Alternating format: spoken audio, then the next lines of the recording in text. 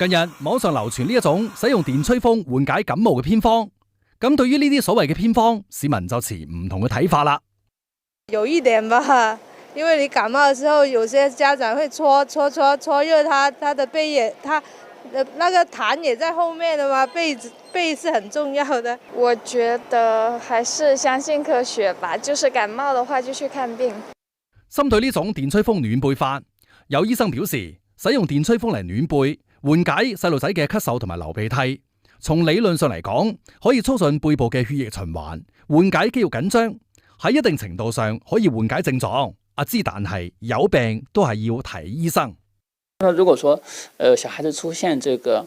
感冒啊這些發燒的一個症狀，那最好的選擇還是去醫院來就醫，不太推薦自己在家裏自行通過這些電風扇吹背啊這些措施來處理啊，可能更科學一點就是還是及時到醫院來處理。